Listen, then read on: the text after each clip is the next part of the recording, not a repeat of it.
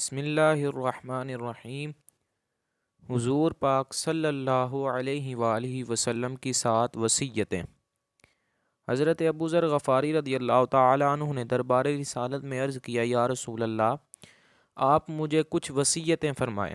تو اس مجلس میں حضور صلی اللہ علیہ وآلہ وسلم نے آپ کو 7 وصیتیں فرمائی، اور یہ 7 وصیتیں اتنی جامع اور مکمل ہیں کہ در حقیقت قیامت تک آنے والی امت مسلمہ کے ہر فرد کے لیے صلاح و فلاح اور دینی مسائل و اسلامی خسائل کے وہ خزانے ہیں جن کی مثال نہیں مل سکتی، اور بلا شبہ یہ 7 وصیتیں خدا شناسی، خدا رسی اور فلاح دارین کی منزل کے لیے ایسی 7 شاہراہیں ہیں کہ جن پر چلنے والا یقیناً منزل مقصود تک پہنچے گا، اور کبھی ہرگز نہ وہ بھٹکے گا نہ بہکے گا، کیونکہ یہ شاہراہیں صراط مستقیم کی وہ سیدھی سڑکیں ہیں جن میں کوئی کجی ہے نہ کوئی موڑ، بلکہ یہ سیدھی منزل مقصود تک پہنچانے والی راہیں ہیں۔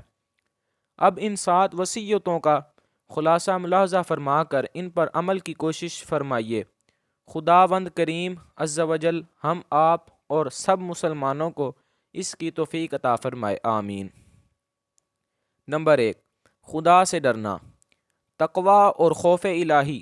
ظاہر ہے کہ جو شخص اس نعمت عظمیٰ سے سرفراز ہوگا، اس کے دین و دنیا کے کسی کام میں کجی ہوگی نہ کمی و کوتاہی، اور جو شخص اسی مقدس جذبے کے ساتھ دین و دنیا کا کوئی کام کرے گا تو چونکہ وہ افراط و تفریط اور ہر قسم کی کوتاہیوں اور عیبوں سے پاک ہوگا، اس لیے ظاہر ہے کہ اس کا فائدہ یہی ہوگا کہ اس کے ہر کام میں زینت و آرائش ہوگی، اور اس کے ہر عمل میں بہترین سنگار و سدھار پیدا ہو جائے گا، جس کو حدیث میں فَإِنَّهُ أَزْيَنُ لِأَمْرِكَ كُلِّهِ فرمایا گیا ہے، یعنی تیرا ہر عمل مزین ہو جائے گا۔ یہی وجہ ہے کہ قرآن مجید میں بار بار اتقوا اللہ فرما کر حضرت حق جل مجدہ نے اپنے بندوں کو تقوی اور خدا سے ڈرنے کا حکم دیا ہے، اور حدیث شریف میں حضور اکرم صلی اللہ علیہ وآلہ وسلم نے یہاں تک ارشاد فرمایا کہ تقوی ہی تمام نیک کاموں کا دار و مدار ہے۔ اللہ تبارک و تعالی ہم تمام مسلمانوں کو تقوی اور خوف خدا کی لازوال اور بے مثال دولت سے مالا مال فرمائے۔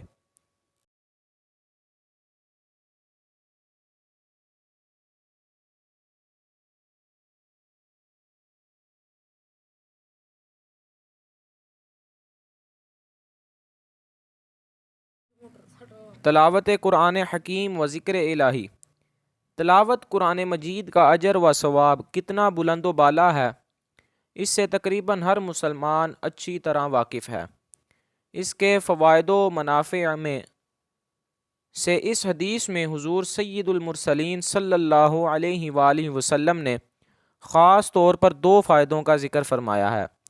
ایک فائدہ تو یہ ہے کہ تلاوت اور ذکر الہی کرنے والوں کا آسمانوں میں ذکر و چرچا ہوگا، کیونکہ احادیث صحیحہ میں آیا ہے کہ جب کوئی بندہ زمین پر کوئی نیک عمل کرتا ہے تو اللہ تعالیٰ اپنے فرشتوں میں اس کا ذکر و چرچا فرماتا ہے، اور فرشتوں کو مخاطب کر کے ارشاد فرماتا ہے، اے فرشتو، دیکھ لو، روئے زمین پر میرا بندہ تمام دنیاوی لذتوں اور آسائشوں کو ٹھکرا کر میری رضا کے لیے عمل صالح میں مشغول ہو گیا ہے، میرا کلام پڑھتا ہے اور میرا ذکر کرتا ہے۔ پھر فرشتے بھی آپس میں اس بندے کا ذکر کرتے ہیں اور اس کی مدح و ثنا کرنے لگتے ہیں۔ اس طرح آسمانوں میں اس بندے کے ذکر کا ڈنکا بج جاتا ہے۔ ظاہر ہے کہ یہ کتنا بڑا فائدہ ہے۔ دوسرا فائدہ یہ ہے کہ تلاوت قرآن مجید اور ذکر الہی اس کے لیے زمین میں نور بن جائے گا۔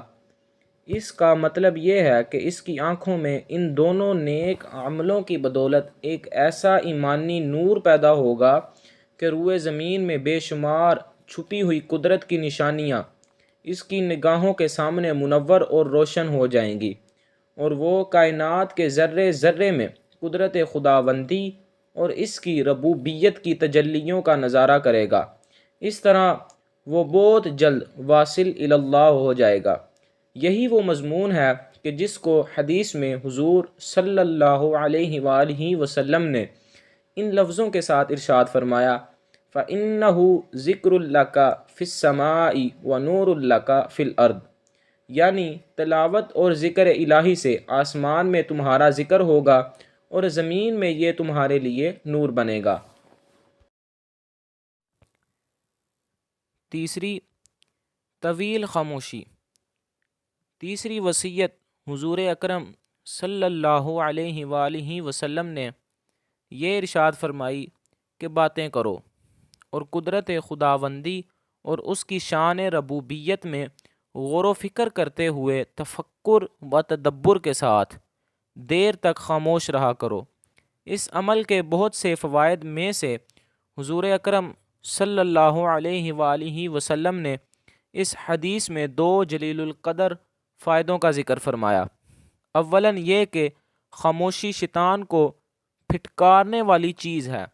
ظاہر ہے کہ جب آدمی خاموش رہے گا اور دین کی باتوں میں تفکر و تدبر کرتا رہے گا تو اس کے منہ سے کوئی غلط اور ناجائز بات نہیں نکلے گی اور شیطان ناکام و نامراد ہو کر بھاگ جائے گا، کیونکہ شیطان کا یہی کام ہے کہ وہ وسوسہ ڈال کر انسان کو ناجائز باتیں بولنے کی ترغیب دلاتا رہتا ہے، اور جب کوئی آدمی خاموش رہے گا اور اس کی زبان سے کوئی لا یعنی اور لغویات نہیں نکلے گی تو شیطان اپنے کام میں ناکام و نامراد ہو کر یقیناً وہاں سے بھاگ نکلے گا۔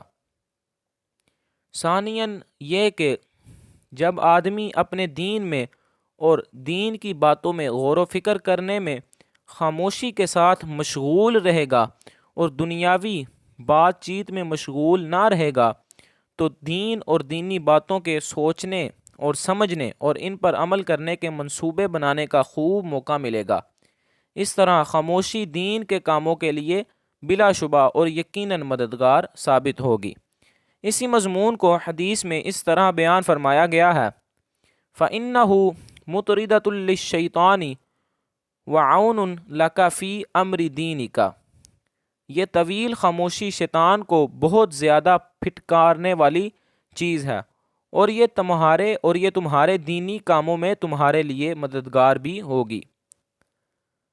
چوتھے نمبر پر کم ہنسنا۔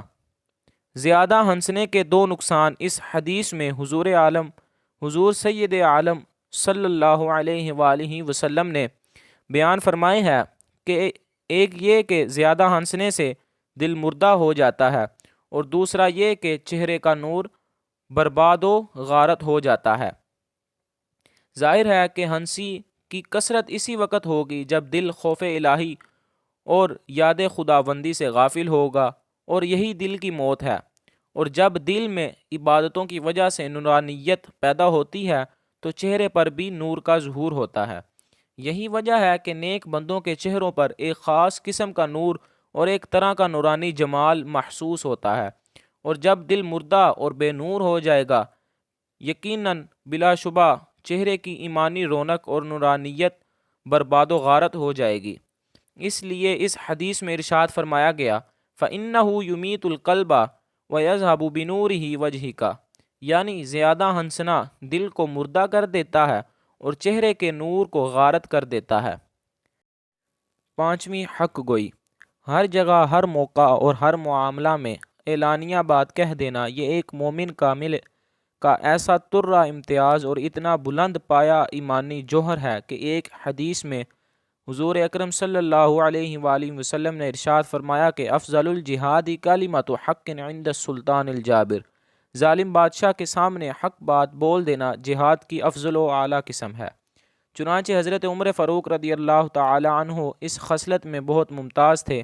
مقام مدح میں ان کے لیے الناطق بالحق والصواب کا معزز خطاب دربار نبوت سے عطا کیا گیا۔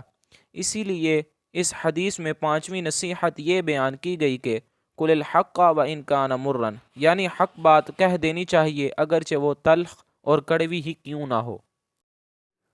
خدا کے معاملہ میں کسی کی پرواہ نہ کرنا۔ اس وصیت کا مطلب یہ ہے کہ خدا کے احکام اور دین و اسلام کے ہر پیغام کو پہچاننے اور بیان کرنے میں کبھی ہرگز کوئی خوف و ہراس اور جھجک نہیں ہونی چاہیے۔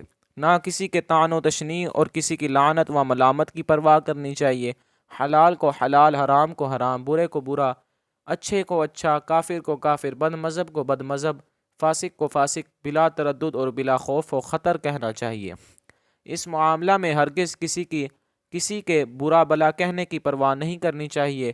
اس حدیث میں ارشاد نبوی صلی اللہ علیہ وآلہ وسلم کا یہی مطلب ہے کہ لا تخف فی اللہ لومۃ لائم، یعنی اللہ کے معاملے میں کسی ملامت کرنے والے کی ملامت سے مت ڈرو۔ نمبر 7، دوسروں کے عیوب تلاش مت کرو۔ اس وصیت کا مطلب یہ ہے کہ دوسروں کے عیوب بیان کرنے سے پہلے یہ سوچنا ضروری سمجھ لینا چاہیے کہ وہ عیوب خود میری ذات میں موجود تو نہیں ہیں۔